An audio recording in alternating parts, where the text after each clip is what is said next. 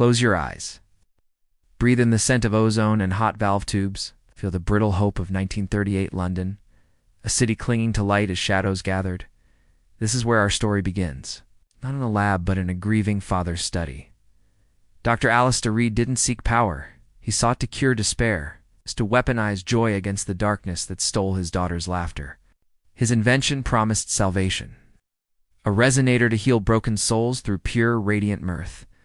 But deep within its brass coils and harmonic frequencies, something else stirred. Something that twisted healing into hysteria and joy into a death rattle. Tonight, we exhume the forbidden files of Project Euphonia. We follow the trail of broken minds and frozen smiles. This ... is the truth behind the laughing machine, the invention that made people laugh to death.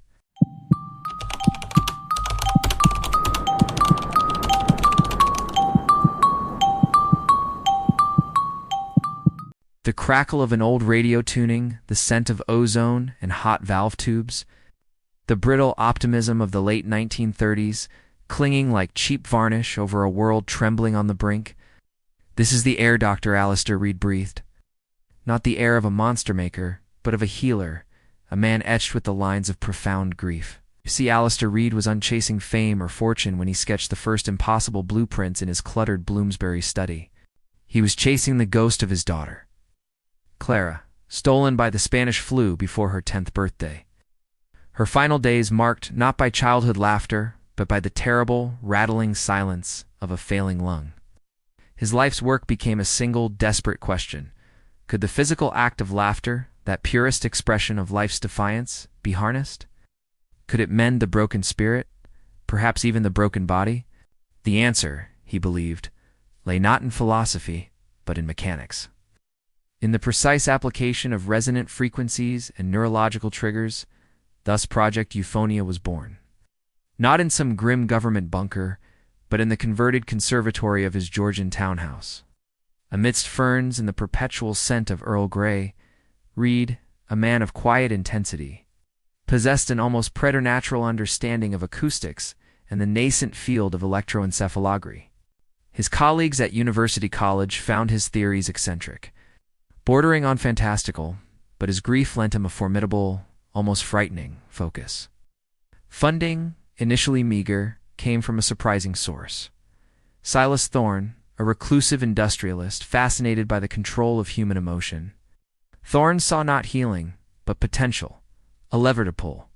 Reid, blinded by his need, accepted the patronage, the Faustian bargain sealed with a handshake over bone china. The machine, when it finally hummed to life in the spring of 1939, was a thing of unsettling beauty. Forget clunky boxes or sparking Tesla coils. Reid was an artist in brass and bakelite, the laughing machine, though he never called it that. Preferring the clinical Euphonia resonator, resembled a gilded birdcage fused with an ornate church organ pipe. Intricate copper coils, glowing faintly with captured energy, wound around polished mahogany pillars. Vacuum tubes pulsed like captured fireflies behind smoked glass panels. At its heart lay a complex array of tuning forks and resonating chambers designed not to produce music, but to induce a very specific, neurologically targeted sonic pattern. The subject would sit within its embrace, fitted with discrete electrodes disguised as hair combs and brooches, connected by silk-woven wires. Reid theorized a gentle cascade of harmonic frequencies, calibrated to the individual's unique brainwave patterns, would bypass conscious thought and directly stimulate the primal centers of joy. It wasn't magic, he insisted. It was resonance. Perfectly tuned fork, making another sing. The first tests, on himself, were revelatory. A warmth spread from his core, unfamiliar muscles around his mouth twitched, then blossomed into a genuine, deep chuckle that startled him with its spontaneity. It felt clean, pure. Hope, long buried beneath grief, flickered. Then came the volunteers. Mildred Henderson, a war widow plagued by melancholia, entered Reid's conservatory hunched, eyes downcast. An hour later, she emerged, blinking in the London sun, a hesitant but undeniable smile touching her lips. It felt like sunshine inside, she whispered, tears of relief, not sorrow, tracing her cheeks. word spread discreetly.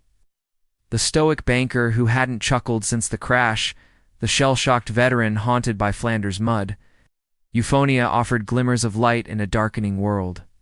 Reed, the quiet healer, began to believe he might yet wrestle some good from the universe.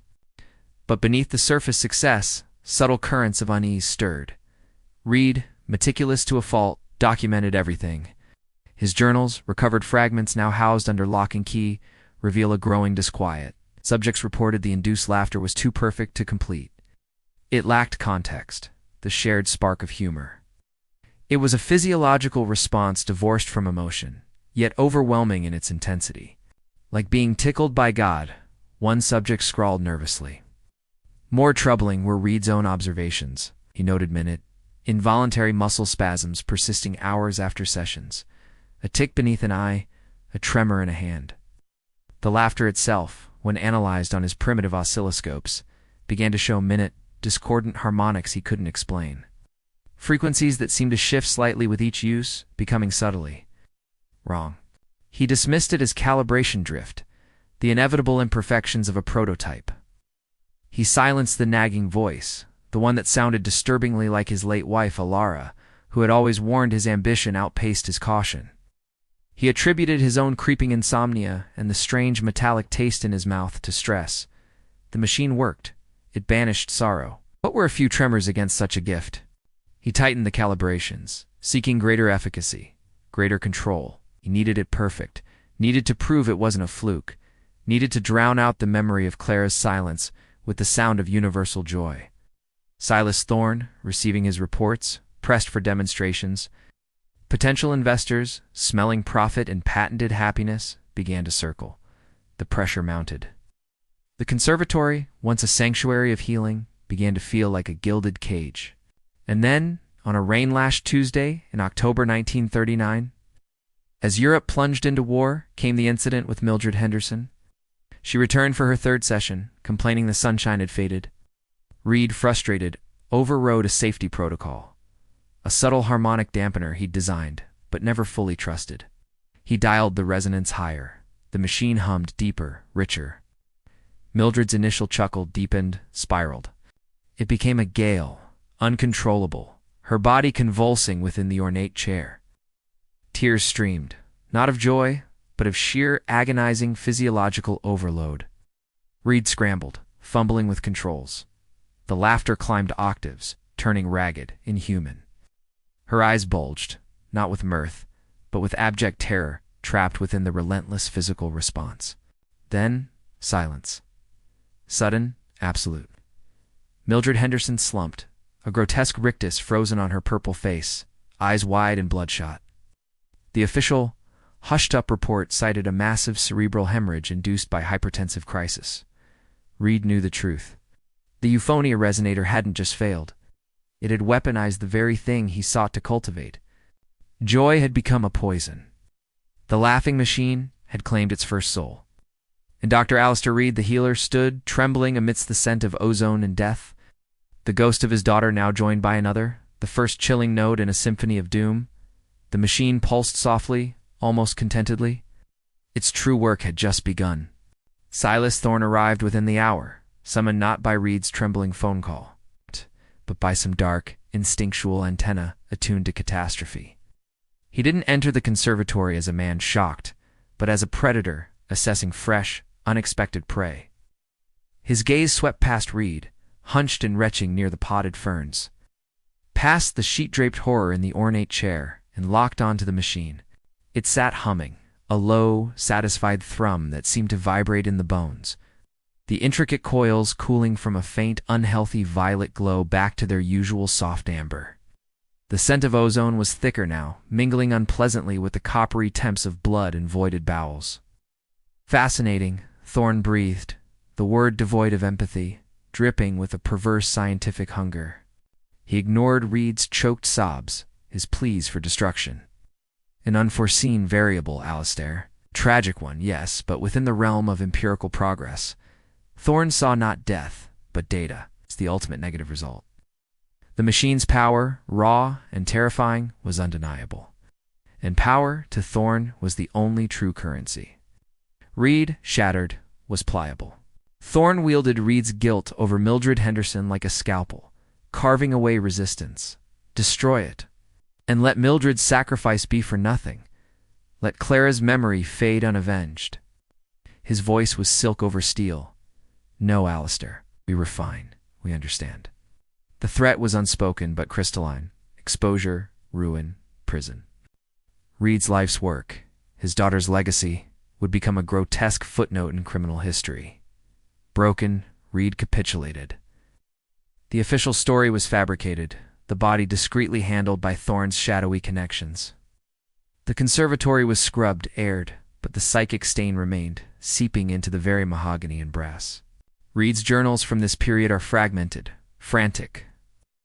A palimpsest of scientific notation and mounting terror, scrawled in ink that often bled through the page from the pressure of his pen. He became obsessed with the discordant harmonics, the frequencies he couldn't control. He dissected the oscilloscope readings from Mildred's final session. Buried beneath the overwhelming laughter signature was something else. A subsonic thrum, pattern that wasn't part of his design, it seemed. Responsive. As if the machine, once activated, began generating its own resonant feedback loop, amplifying and distorting the intended frequencies based on the subject's neurological distress. The more fear, the more physiological panic, the more potent and chaotic the output became. It wasn't just inducing laughter. It was feeding on the very energy of the reaction it provoked, self-sustaining engine of euphoric terror. He tried to explain this to Thorne, his voice raw with desperation. Thorne listened, eyes gleaming. So it adapts, it learns. Reed felt a chill deeper than any London fog. Thorne didn't see a flaw, he saw evolution. Saw a weapon that grew sharper with use. Funding poured in, untraceable, lavish. The conservatory became a gilded prison. Heavy velvet drapes blocked the outside world. Soundproofing panels, thick and clinical, lined the walls, turning the space into a silent, oppressive tomb. The machine itself was subtly altered, not to make it safer, but to make it more powerful, more focused. Thorne insisted on new subjects. Not the melancholic or the grieving, but the desperate, the forgotten. Those whose disappearance wouldn't cause ripples. Vagrants procured from the blitz-shadowed streets by Thorne's unsmiling men and mates. Quietly transferred from crumbling asylums under the guise of experimental psychiatric treatment. Read his soul already mortgaged, became a jailer in his own home. He administered sedatives to calm them or to make them easier to strap in. Attached the electrodes with hands that trembled less from sorrow now than from a bone-deep dread. The sessions were no longer about healing. They were brutal calibrations, mapping the machine's expanding, horrifying capabilities. Reed documented it all, a meticulous chronicle of damnation. Is to Shelject, Gamma-7, a shell-shocked veteran haunted by trench memories. The machine's initial resonance triggered gales of laughter that quickly dissolved into screams as the frequencies shifted, seemingly keying into his specific trauma.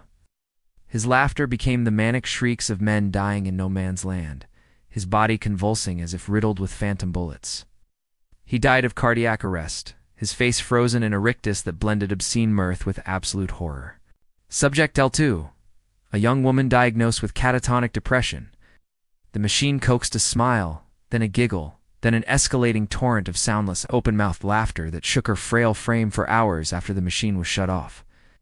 She never spoke again, merely sat rocking, a thin stream of drool tracing a path down her chin as silent, body-racking giggles periodically seized her. Reed noted the subsonic thrum was stronger, more complex.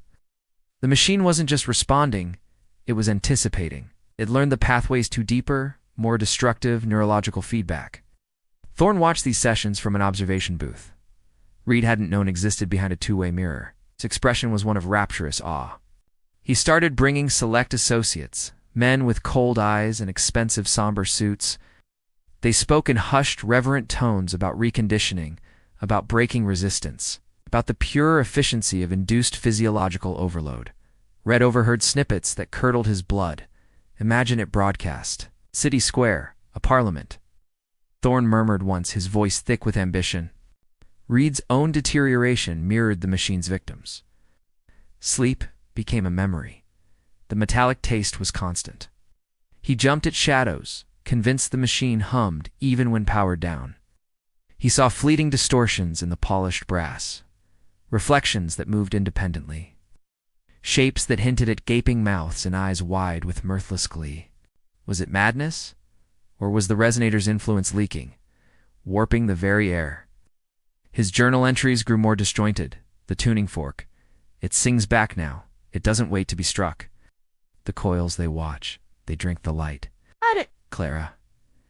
Did it hurt? Did it feel like laughing? The final shred of the healer died when Subject Epsilon 1, political prisoner Thorne had personally selected for his notorious lack of humor, was brought in. The man spat defiance. Thorne ordered maximum intensity. He read, his hand hovering over the master control, locked eyes with the prisoner. He saw not fear, but a fierce, unbroken humanity. For a split second, Reed hesitated. Then Thorne's voice, soft and deadly, slithered from the intercom. Think of Clara's silence, Alistair. Philip Reed closed his eyes. And threw the switch. The sound that erupted wasn't laughter. It was a sonic avalanche, a physical force that shattered glass vials across the room. The prisoner's body arched, rigid, every muscle straining to the point of tearing. His mouth stretched impossibly wide, not in a scream, but in a silent, agonized mimicry of mirth. Blood vessels burst in his eyes, turning them into crimson marbles. He didn't just die. He unraveled. When it was over, the silence was heavier than before, thick with the smell of burnt insulation and voided life. The machine pulsed, its coils glowing a deep, triumphant crimson. Reed vomited bile onto the expensive Persian rug. Thorne entered, clapping slowly, a chilling smile on his lips. Magnificent. Alistair, truly, the ultimate sanction. The laughing machine is ready. Reed understood. He wasn't the master.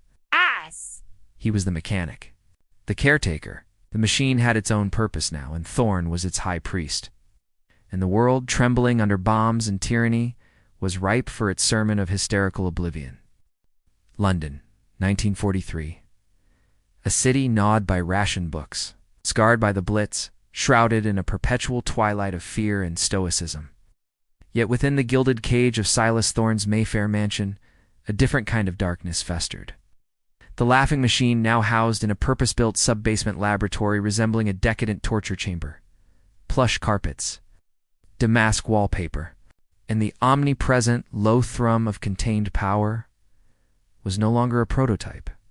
It was Thorne's masterpiece, his Excalibur forged from Reed's grief and tempered in the depths of the forgotten. Reed, the hollowed-out ghost of the healer, existed only to serve it. His gaunt frame moved with mechanical precision, calibrating dials, checking vacuum tubes that pulsed with a deep, unhealthy crimson light, their heat adding to the room's oppressive metallic-scented fug. He was the high priest tending an infernal altar, his rituals dictated by Thorne's chilling ambition. The machine's influence had seeped into him, a psychic rot. The metallic taste was now a constant companion, his sleep plagued by visions, not of Clara's peaceful face, but of gaping laughing mouths on featureless heads. And the machine's coils twisting like serpents in the dark. His hands trembled perpetually, not from guilt now, but from a neurological tremor induced by prolonged proximity to the resonator's emissions. He heard it even in the silence, a subsonic dirge vibrating in his teeth, his bones. Thorne's plans had crystallized with terrifying clarity. The war, with its shifting alliances and desperate powers, presented the perfect proving ground. His associates were no longer just financiers. They were men with connections to shadowy intelligence services. Two factions hungry for any weapon that could break morale without bullets. The laughing machine was no longer merely a device for interrogation or elimination. Thorne envisioned it as a tool of mass psychological subjugation. Imagine it, Alistair, Thorne had purred, tracing the machine's cold brass flank. Broadcast across a battlefield, an entire division paralyzed not by fear, but by uncontrollable, agonizing mirth, laughing themselves into cardiac arrest as their lines crumble, or tuned to a specific frequency, beamed into a bunker. A cabinet meeting, reducing hardened generals or cunning politicians to helpless, sobbing wrecks, their strategic minds dissolved in hysterical oblivion. The clinical detachment in his voice was more horroring than any rant. Reed, trapped, could only record the specifications Thorne demanded. Increased range, directional focusing arrays, portability modules. Each enhancement felt like hammering another nail into humanity's coffin. The machine seemed to approve. Its hum deepened, grew more complex, almost conversational. Reed began documenting disturbing phenomena. Tools left near it overnight would be found subtly warped. Nearby electrical systems flickered erratically. Condensation on its glass panels sometimes formed patterns resembling grinning faces. The catalyst for the final descent arrived in the form of Operation Serenade. Thorne secured an unthinkable demonstration. A clandestine gathering of high-ranking wavering neutral diplomats was scheduled at his mansion. Carrot promises of post-war influence brokered by Thorne's shadow network. The stick, the laughing machine. Objective was simple: induce a controlled, terrifying display of its power on one dissenting ambassador, shattering the resolve of the others. Not death, Thorne instructed Reed, his eyes cold stars. Yet, we want him broken. Laughing until his mind cracks, until he signs anything, agrees to anything, just to make it stop. A living testament to the cost of defiance. Reed recoiled. The thought of subjecting a conscious, high-status individual to the machine's full, focused horror was a new circle of damnation. He saw the diplomat, a man named Vogel, known for his integrity and sharp intellect, not as a pawn, but as a future echo of Mildred Henderson. His dignity stripped away, replaced by agonizing, involuntary convulsions of false joy. The ghost of Clara seemed to scream in the resonant hum. Reed knew Vogel's arrival was imminent. The polished table was set in the grand dining room above, crystal gleaming under chandeliers. Laughter, genuine, social laughter, drifted faintly down the service stairs. It was a cruel mockery. Panic, long suppressed, erupted in Reed. He couldn't be the instrument of this. He wouldn't. He made his decision amidst the thrumming dread. Sabotage, subtle, fatal, would overload the primary harmonic core during the activation sequence. It would destroy the machine, hopefully kill Thorne in the backlash, and end this nightmare in a blaze of scorched circuitry and justice. A final, desperate act of redemption. He worked feverishly in the humming chamber, sweat stinging his eyes, hands shaking violently as he bypassed safety interlocks. Rerouted power feeds into unstable pathways.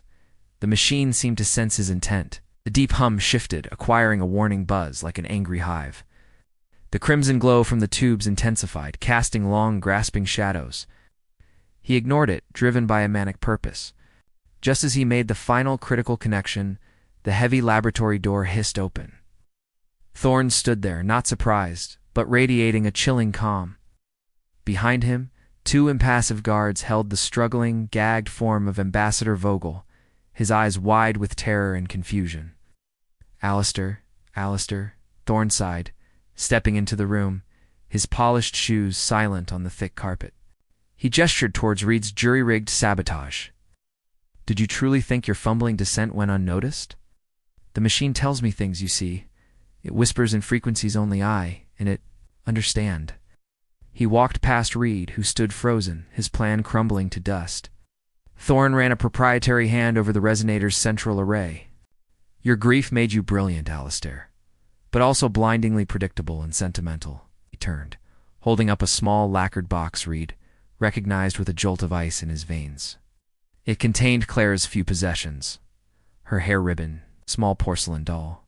You see, Thorne continued, his voice dropping to a conspiratorial whisper that carried perfectly in the resonant room.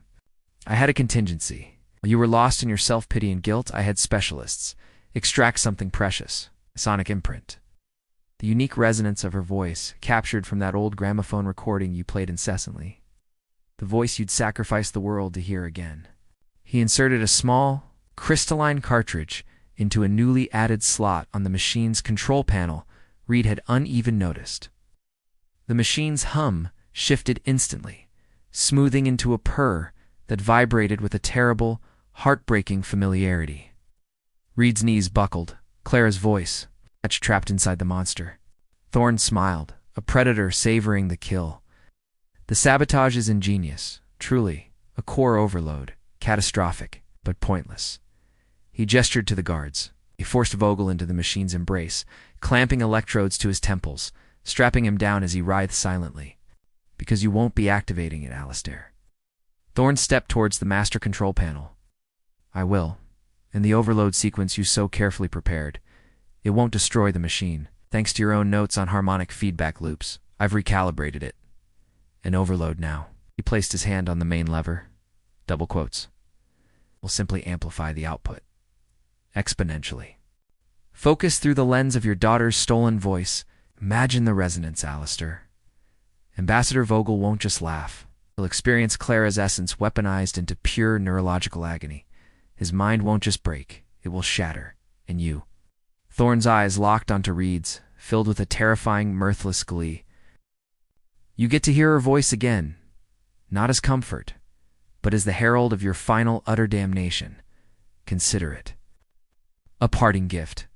The machine's hum rose, incorporating the faint, ghostly echo of a little girl's giggle, warped and stretched into something unspeakable. Reed stared, not at Thorne, not at the terrified Vogel, but at the machine. The gilded coils pulsed with stolen life, the crimson light bathing Clara's ribbon in the cartridge slot in a hellish glow. The healer was gone. Only the hollow shell remained, facing the abyss his grief had carved, as the laughing machine prepared to sing its most devastating song, conducted by the devil himself, in the stolen voice of an angel. The air in the sub-basement chamber didn't just hum, it screamed in a register below human hearing. The machine, activated by Thorne's triumphant throw of the lever, didn't build to its horror. It detonated. Light, a searing actinic violet that bleached the damask wallpaper and plush carpets. Into monochrome negative erupted from the resonator S-core. It wasn't illumination. It was violence made visible. The sound that accompanied it wasn't a broadcast of Clara's voice, but its absolute desecration. That precious, fragile giggle, ripped from memory and lacquered onto a crystalline cartridge, was stretched, distorted, multiplied into 1,000 shrieking harmonics. It became a sonic scalpel, a chorus of damned children laughing as they flayed the soul. Ambassador Vogel's body didn't just convulse, became a grotesque marionette in the grip of a malevolent god. Strapped into the ornate chair, his spine arched backwards with such force Reed heard vertebrae creak. His jaw dislocated with a sickening pop, stretching his mouth into a cavernous, silent scream that instantly transformed into the physical manifestation of hysterical agony. His eyes, wide and rolling, didn't just burst vessels. They seemed to boil, the whites turning a livid crimson before the pupils vanished into the hemorrhage. Laughter, raw, guttural, utterly devoid of joy, was torn from his throat, not in bursts, but in one continuous, tearing expulsion of air and blood. It wasn't human. It was the sound of a mind being shredded from the inside out, broadcast through ruined vocal cords. His limbs thrashed against the restraints, tendons standing out like cables, fingers clawing at the air as if tearing at invisible spiders. The smell hit Reed next. Ozone cranked to choking levels, the coppery stench of blood from Vogel's bitten tongue and ruptured eyes. And beneath it, the sour tang of absolute terror voiding bowels and bladder. Thorne stood, bathed in the machine's hellish light, his face a rictus of ecstatic awe. He wasn't watching Vogel's destruction. He was communing with the machine. His lips moved silently, eyes reflecting the pulsing violet core as if witnessing revelation. Yes, he breathed, barely audible over the din of Vogel's dying hysterics and the resonator's world-shattering thrum. Perfect. The purest articulation of power. Reed, however, wasn't looking at Vogel or Thorne. He was staring, transfixed with abject horror, at the machine itself. The polished brass coils weren't just glowing. They were writhing. Like serpents awakening, they pulsed and shifted, throwing off reflections that moved independently, forming fleeting, impossible shapes in the air. Gaping mouths, spiraling vortices, eyes that blinked from within the metal. The intricate carvings on the mahogany pillar seemed to flow like liquid shadow. The sound beneath Vogel's death rattle and Clara's desecrated voice. Reed heard it, not with his ears, but deep within his skull, vibrating in his molars, his spine, a low, insidious cackle. Ancient, alien, and brimming with malicious amusement. It wasn't the machine operating, it was the machine rejoicing. Thorne thought he controlled it. Reed saw the terrible truth. Thorn was merely the conduit, the key that turned in the lock of something infinitely older and hungrier that had slumbered within the harmonics, waiting for the right frequency, the right despair, to awaken. The overload Reed had sabotaged didn't destroy the machine. Thorn had been horrifyingly correct. It's a rerouted power, supercharged by the resonator's own monstrous feedback loop and focused through the stolen essence of Clara's voice. Didn't cause an explosion. It caused an eruption. A colossal surge of energy, visible as a blinding column of violet-white light, shot upwards from the machine's apex. It punched through the soundproof ceiling, through the mansion's floors, ripping apart plaster, wood, and brick like paper. Debris rained down, but the energy beam didn't stop. It lanced into the London night sky, a beacon of pure, resonant horror, visible for miles. And riding that beam, amplified 1,000-fold by Reed's sabotage and Thorn's hubris, was the machine's output. Not just Vogel's dying agony, the distilled essence of the laughing machine's core frequency, the subsonic thrum, the warped harmonics, the sentient malice, and the fragmented, screaming echo of Clara Reed. The effect on Thorn was instantaneous and grotesque. His look of ecstasy froze, then shattered. He wasn't shielded. He was standing at the epicenter. The beam didn't physically touch him, but the resonant wavefront did. His body stiffened, not in pain, but in a sudden, overwhelming spasm of uncontrollable, silent laughter. His eyes, wide and staring directly into the machine's core, reflected the writhing coils, the shifting, impossible shapes. He laughed soundlessly, shoulders shaking, mouth stretched impossibly wide. Tears of pure neurological overload streaming down his face. It was the machine's final joke. The master, consumed by his own weapon, he took one jerky step towards Reed, his hand outstretched not in command, but in a grotesque parody of a plea, laughter still racking him. Then, with a wet, tearing sound from deep within his chest, Silas Thorn collapsed. Not dead, but reduced. His eyes remained open, vacant, fixed on the machine, while a thin, continuous stream of chuckles, wet and mindless, bubbled from his slack lips, broken, hollowed out. A vessel emptied by the very force he sought to command. The beam into the sky lasted only seconds before the machine, its purpose explosively fulfilled, began to consume itself. Vacuum tubes exploded like miniature supernovas. Brass coils melted, dripping like molten gold onto the carpet, which burst into greasy, acrid flames. The mahogany framework blackened and split. The violet light flickered, died, plunging the ruined chamber into near darkness, lit only by the spreading fire and the dying embers within the machine's carcass. The cacophony ceased, replaced by the crackle of flames, the groan of stressed metal and Thorn's wet, mindless chuckling. Reed stood amidst the wreckage, untouched by the physical destruction, yet utterly annihilated. The ghostly cackle in his mind had faded, replaced by a silence more profound than any he'd ever known. The silence of the abyss he'd gazed into. He saw Clara now, not as the lost child, but as a wisp of corrupted resonance. A scream frozen in the machine's dying harmonics, forever woven into the fabric of the horror he'd birthed. He looked at the smoldering ruin, at the broken Thorn, at Vogel's horrifically contorted corpse. The grief, the guilt, the cosmic terror. It didn't crush him, it evaporated him. There was no Alistair Reed left, only the hollow echo of the machine's final laugh. He turned, moving like an automaton through the smoke and flames.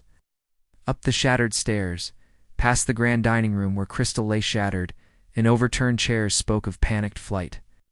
He walked out into the London night. Sirens wailed in the distance, converging on the Mayfair beacon that had already vanished. People huddled in doorways, whispering fearfully about the strange light. The unearthly sound that had momentarily filled the air, a sound that had made their teeth ache and filled them with an inexplicable, nameless dread. Reed walked past them, unseen, a ghost already. He walked towards the Thames. The water was black, oily, reflecting the searchlights probing the wounded sky. The metallic taste in his mouth was the taste of the void. The tremor in his hands was the last resonance of the machine fading from his bones. He didn't hesitate. He stepped off the embankment. The cold, dark water closed over him, not with a splash, but with a final, silent sigh. there was no struggle. Alistair read, "The man who sought to banish sorrow with laughter was swallowed by the ultimate silence." His creation, however, was not so easily drowned. Fragments of its resonant horror blasted into the ionosphere would linger. Whispers of a laughing sickness would surface in asylum records. Crackling, distorted signals carrying faint, chilling echoes of hysterical sobs would sometimes bleed onto wartime radio frequencies. The laughing machine was dead, but its terrible song and the stolen ghost of a little girl's voice woven into it had been broadcast. And somewhere in the static between stations, in the sigh of certain winds, in the depths of inexplicable human despair, still waited, hungry, amused, ready to resonate again. As the echoes of the laughing machine fade into history's static, we re-left with chilling questions. How much darkness lies buried beneath our world's polished surface? If you felt the weight of this forgotten tragedy, do not let it vanish. Like this video if the shadows of history gripped you. Share it with fellow seekers of hidden truths. Subscribe and tap the bell to join our investigation into history's darkest corners. For in the silence between facts, the most terrifying stories await.